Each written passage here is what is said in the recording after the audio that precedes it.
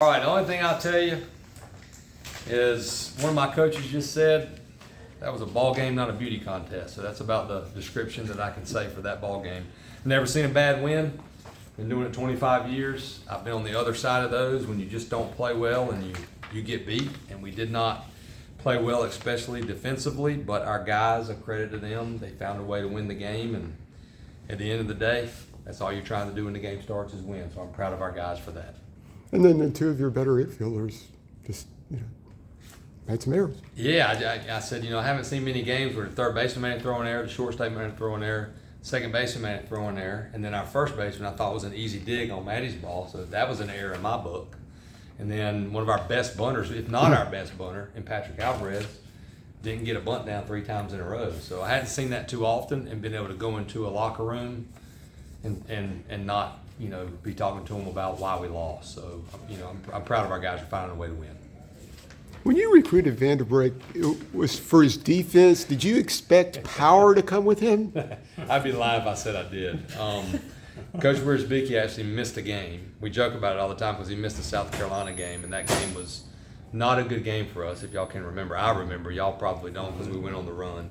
But we got beaten every way, shape, or form. So we joke about man, it was a good game to miss, and he flew all the way out there to see Jackson. So we felt like we might need another infielder. And he was just a good ball player. He didn't get enough sample size to see whether or not he was going to be that type of hitter, but he just thought he was a good ball player. So that's a credit to Coach Wiersbicki. I mean, does that come as a surprise to you? They use wooden bats out there, and he always hit for average, and he hit well in summer ball, but the power, you're not sure because they use wooden bats. And when they use wooden bats, you don't really know. I did recognize when he got here that the kid's blue collar and he works. And he had a fast, a good, quick bat. So I thought, okay, he gets in our weightlifting program, sure his pop, he's going to get stronger and get a little more pop. Bullpen solid yesterday, struggled a little bit today. What's the difference? Yeah, I think the difference was, number one, a lot of these guys had to go back-to-back days, which you don't want to have to do too early in the season. And Peterson and Matthias, so their stuff ain't going to be quite as sharp this early. Mm-hmm. If I had to put my hand on one thing, it was put away pitches for the most part. I don't think we didn't walk that many, but we had a lot of guys. I swear we gave up 8 2-strike hits. At least it looked like it for me. That last home run for them, that was bad in practice. Yeah, he threw a ball down and away, a dot, and then Matty just throws it down and in, and good hitters. And that's one thing about VCU. They can hit. Mm-hmm. They were in our regional last year. They're a high caliber offensive club. So yeah, we've got to be more consistent in the bullpen. That's pretty clear. Is pride in his head? I don't think so. I just think he hasn't located that cutter. That's his bread and butter. And he had a little setback and didn't pitch a ton in the preseason, so he's having to catch up with his arm strength. But he's a confident kid. He definitely is not in his head. He just hasn't pitched well so far this season. But I've seen that many times. I've seen guys get off to slow starts. People don't realize that pitching can be just like hitting.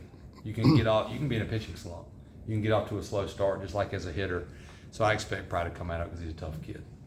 We talked a little bit last week about Colby there in the 9-hole, but when you look at him and Patty both there in the 8-9, just their ability to, just get on base. Just how much more lethal does that kind of make that lineup for you guys? Yeah, it's exactly why I was bunting Patty, honestly, right there. I wasn't playing for a run. I was making sure Honeycutt was going to come to the plate because I didn't want a ground ball double play.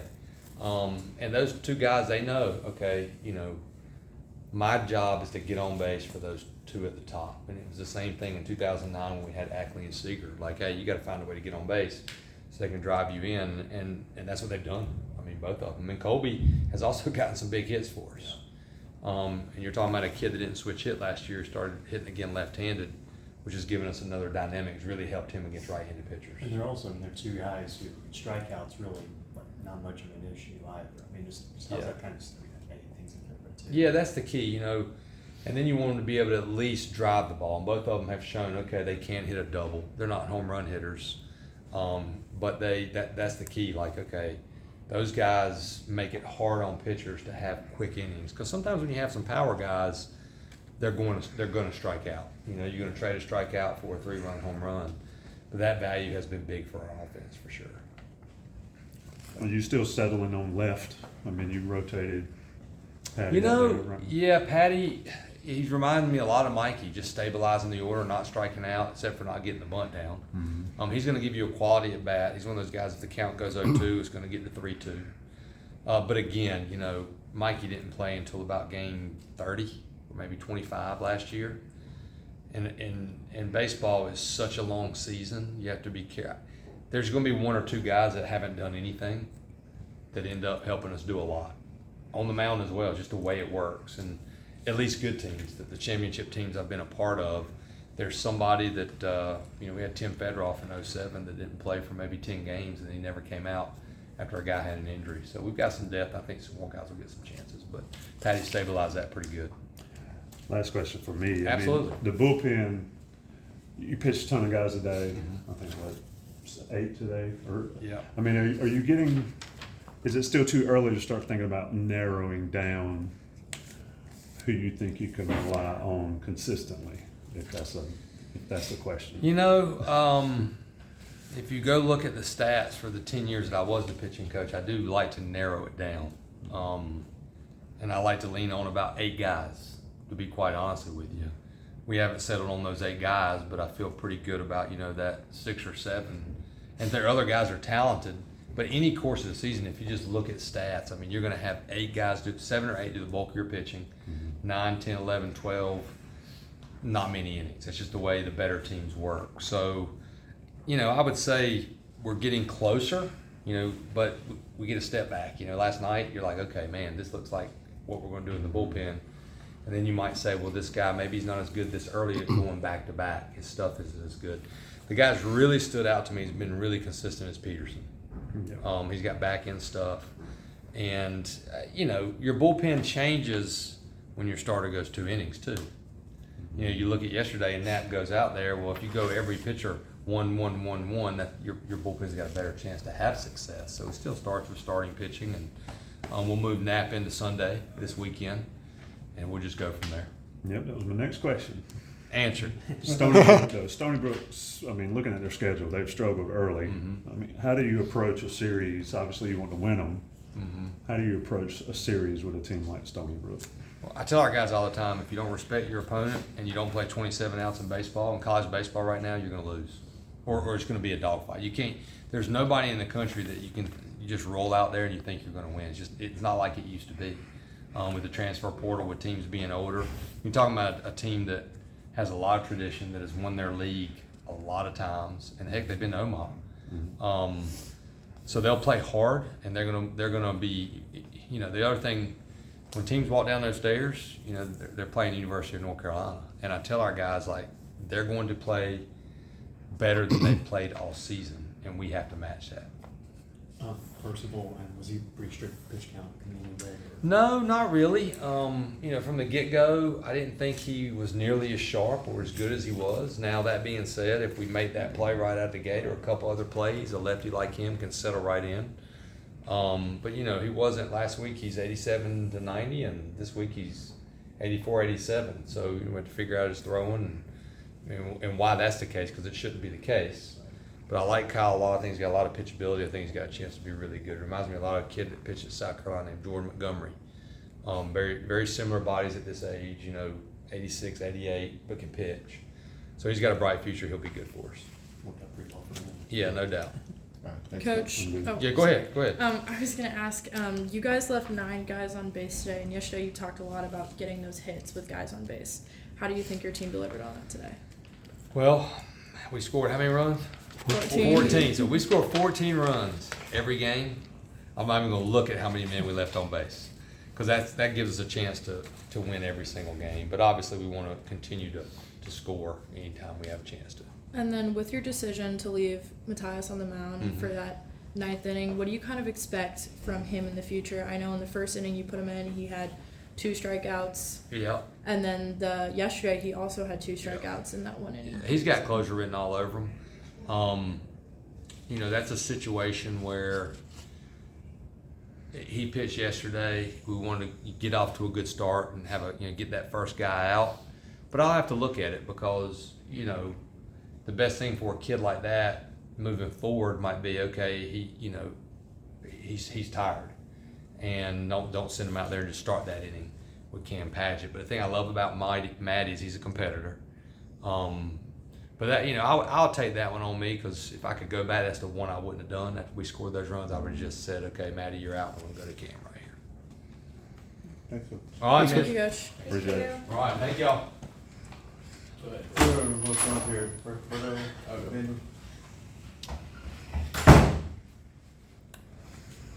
Alberto, back at it in the field. How'd it feel?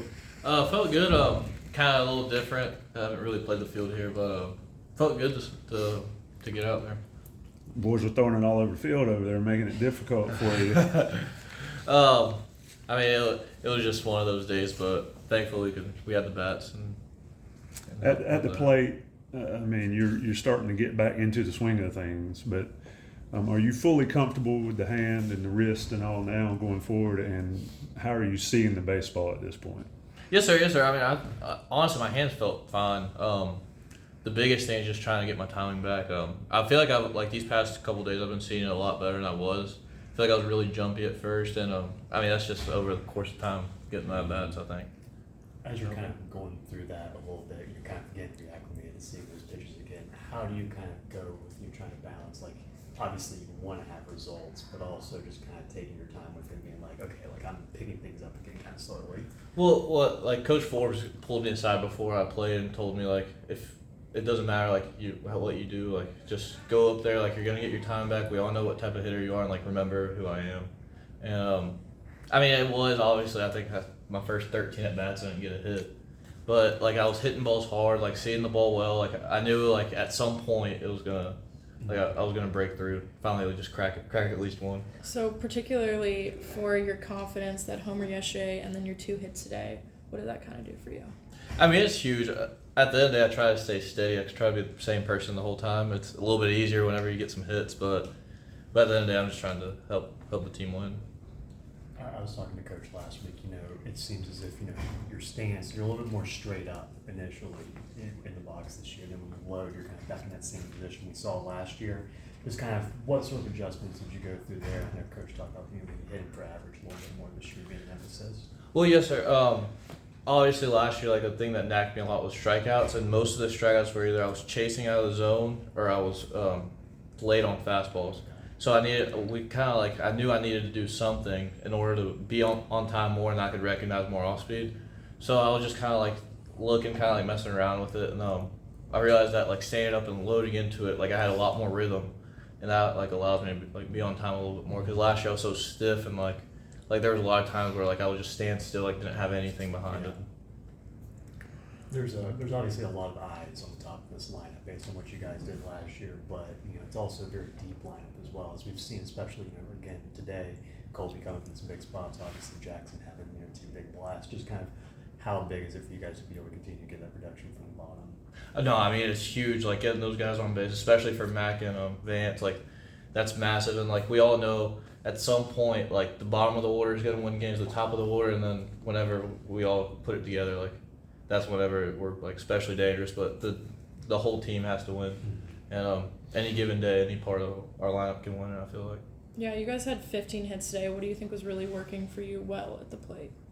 I think we're just seeing it well. We had the confidence. Early on, like we knew, like they scored a couple runs, like we knew like we had to put some runs up, and I feel like we just try to win every single inning, like focus on scoring runs every inning, and whatever they scored, like we try to score more. That's a pretty easy way to win a baseball game. Anything else, Roberto? I'm good. Thank y'all. you. Appreciate it. Appreciate it. So, Jackson, how much you benching these days? Not enough. So you had 1 home run in your 2 seasons at Tacoma, and now you're hitting it out of the park Yep. consistently. What's made the difference? Where is it coming from? It's actually funny you say that. I'm getting texts from my old teammates every day right now. Dude, you already passed up your whole career here. But I mean, I've stayed patient. I've never really worried about power numbers. And even right now, it's not something I'm really thinking about. I'm just putting quality swings on balls, and that's what happens when you do. I mean, is it surprising you that you're hitting it out? No. you know, I think I focus on backspin line drives just like everybody else. I'm trying to swing at good pitches and I'm getting them. So I think it's more of a just sticking to my plan, and you know, I'm having success right now. Is it safe to say that your defense is what got Carolina interested in bringing you in? Yeah, I would say so. I think I came in as a shortstop, played a lot of shortstop this fall. Always been kind of a defensive player, and swung it enough. And I would like to kind of stay that way. I want to be really good with the glove. So yeah, I mean, I think that definitely is something that they kind of saw and were able to jump at a little bit. Now, Coach Forbes said that you all used wooden bats at That's Tacoma. right. Yep. So that's obviously a difference as well. Yeah, for sure. A lot more forgiveness. You can miss balls and get a lot more out of them. With wood, you have to hit the barrel. And I think that was honestly good for me. You know, learn how to swing a baseball bat for real and get in the middle of the barrel. So yeah, that was a conference thing up there, and obviously all these guys swing during summer ball. That's a thing. But I was 2 straight years, full years of swinging wood, so it feels good to have metal back in my hand. I was going to ask you the approach. Is it any different with a metal bat? But you're right. You got to hit the sweet spot with a wood bat. Yeah, I don't know if my approach has necessarily changed. Still trying to hit the middle of the barrel, obviously. But if you just happen not to, then you can get away with it sometimes. Mm-hmm. What about defensively? You mentioned shortstop. We talked about it. I thought you'd be the shortstop here, but you transitioned to second base. What's that been like for you? I mean, it's great. I mean, with a guy like Colby over there, me and him have played a lot together this fall up the middle at both spots. You know, if that's where I'm going to be to help this team win, then that's perfectly fine, and I'm going to do what I can to make that happen. What about turning two from the second base side? It's a little bit different. I've definitely just in my whole career played, I mean, way more shortstop. So, you know, I came in more comfortable there. At this point, I've gotten a lot of work at second base, and, you know, I'm starting to kind of get a feel for it. But it was definitely an adjustment for a little while. But you've had no errors until the throw today. That one got away from me a little bit. It seemed like you walked up to Alberto to talk to him a little bit after that one. Yeah, it was kind of a weird play. The infield grass was a little wet. I don't want to make an excuse. It got away from me. It wasn't even close. Hopefully, no more of that.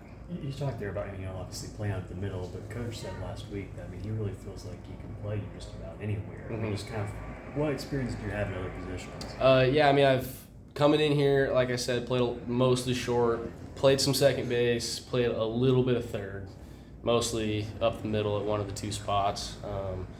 We messed around, put me in left a little bit. I can, you know, if they want me to do that, I'll do that.